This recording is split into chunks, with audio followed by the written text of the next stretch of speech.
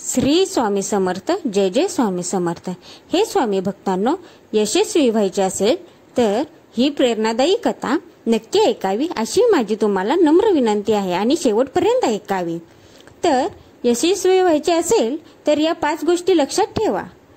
त्याबद्दलची प्रेरणादायी कथा अशी आहे की संतांनी शेतकऱ्याला सांगितले कोणत्या गोष्टी आपले ध्येय आपल्यापासून दूर नेतात, जे अडथळ्यांना तोंड देऊनही न थांबता पुढे जातात त्यांना यश मिळते.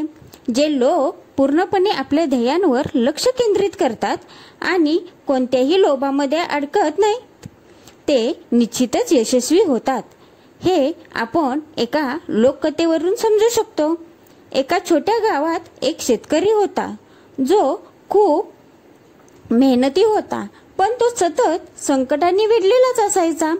एके दिवशी तो गावातील प्रसिद्ध संतांकडे गेला आणि म्हणाला, गुरुदेव, मला माझ्या आयुष्यात काहीतरी साध्य करायचे आहे, पण प्रत्येक वेळी मला दिशा मिळते तेव्हा मी वाटेतच हरवून जातो. माझ्याकडून ते पूर्णच होत नाही. छोट्या छोट्या कामात अडकून माझे मुख्य काम अपूर्ण राहते. संत हसले आणि म्हणाले, मी उद्या तुमच्या घरी येईन आणि तिथे तुम्हाला काहीतरी समजावून सांगेन.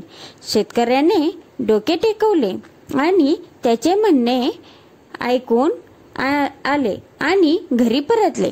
दुसऱ्या दिवशी संत शेतकऱ्याच्या घरी पोहोचले, पण त्यावेळी शेतकरी शेतात होता. त्याच्या पत्नीने संतांचे स्वागत केले आणि त्यांना आरामात बसवले. मुलाला शेतातून वडिलांना बोलावण्यासाठी पाठवण्यात आले. थोड्या वेळाने शेतकरी घरी परतला. त्याचा कुत्राही त्याच्या सोबत होता. तो श्वास घेत होता. संतांनी त्याच्याकडे काळजीपूर्वक पाहिले आणि विचारले, भाऊ, तुझे शेत खूप दूर आहे का? शेतकरी म्हणाला, नाही गुरुदेव, शेत जवळच आहे. तुम्ही हे काय विचारत आहात? संत म्हणाले, मग तुझा कुत्रा इतका थकलेला का आहे? तू अगदी सामान्य दिसतोस. शेतकरी हसला आणि म्हणाला, गुरुदेव, मी योग्य मार्गाने आलो आहे, पण माझा कुत्रा प्रत्येक वळणावर कुठल्या तरी कुत्र्यांबरोबर धावत येत आहे, भुंकत आहे आणि भांडत आहे. तो वारंवार त्याच्या मार्गावरून भरकटत राहिला, म्हणूनच तो इतका थकला आहे. संत गंभीर स्वरात म्हणाले, हे जीवनाचे सत्य आहे. जेव्हा आपण आपल्या ध्येयाकडे वाटचाल करतो तेव्हा अनेक विचलित करणारे मार्गात येतात. लोभ, क्रोध, मत्सर आणि आळस. जर आपण प्रत्येक छोट्या छोट्या गोष्टींवर प्रतिक्रिया देत राहिलो तर आपण थकून जाऊ आणि कधीही ध्येय गाठू शकणार नाही. तुमचे ध्येय शेतातून घरी येण्याचे होते. तुम्ही काळजी घेतली, सरळ चाललात आणि न थकता पोचलात. प्रत्येक निरुपयोग गोष्टीत अडकून कुत्र्याने आपली ऊर्जा गमावली.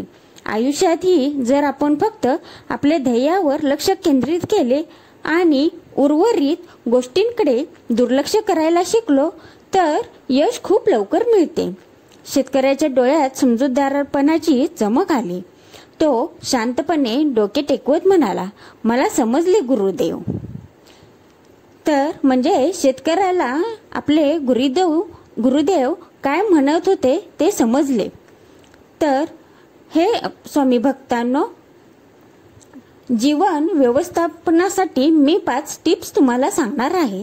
त्या तुम्ही जरूर ऐकाव्यात आणि कमेंट्समध्ये Shri Swami Samarth like, comment, subscribe जरूर करावे ही माझी तुम्हाला विनंती आहे. आता जीवन व्यवस्थापनासाठी 5 टिप्स. एक म्हणजे ध्येयावर लक्ष केंद्रित करणे महत्त्वाचे आहे. संतांनी शेतकऱ्याला समजावून सांगितले की एखाद्याने फक्त ध्येयावर लक्ष केंद्रित केले पाहिजे. ज्याप्रमाणे शेतकरी सरळ मार्गाने आला आणि खचला नाही, त्याचप्रमाणे आपणही जीवनात सरळ मार्ग निवडला पाहिजे आणि ध्येयाकडे वाटचाल करत राहिले पाहिजे. दुसरं, निरुपयोगी गोष्टींमध्ये अडकू नका. शेतकऱ्याचा कुत्रा वाटेत इतर कुत्र्यांशी भांडत राहिला आणि थकून गेला. जेव्हा आपण अनावश्यक वादात अडकतो आणि आपल्या ध्येयापासून दूर जातो तेव्हा आपले काहीही व्यवस्थित होत नाही. आपल्या ध्येयावर लक्ष केंद्रित केले आणि उर्वरित गोष्टींकडे दुर्लक्ष करायला शिकलो तर यश खूप लवकर मिळते. शेतकऱ्याच्या डोळ्यात समजूतदारपणाची चमक होती. तो शांतपणे डोके टेकवत म्हणाला, मला समजले गुरुदेव. तिसरं, वेळ वाया घालवणे टाळा. इकडे तिकडे धावल्याने ध्येयापर्यंतचे अंतर वाढते. प्रत्येक वेळी आपण ध्येयापासून दूर जातो तेव्हा जवळच असलेली ऊर्जा नाहीतर वेळही वाया जातो. चौथं, लोभ आणि मोहापासून दूर राहा.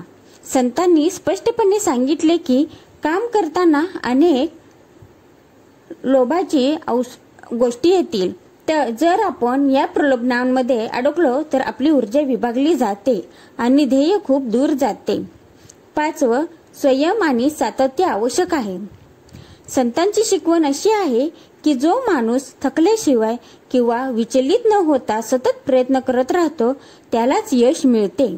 आपण संयम राखला पाहिजे आणि आपल्या कामात सातत्य राखले पाहिजे.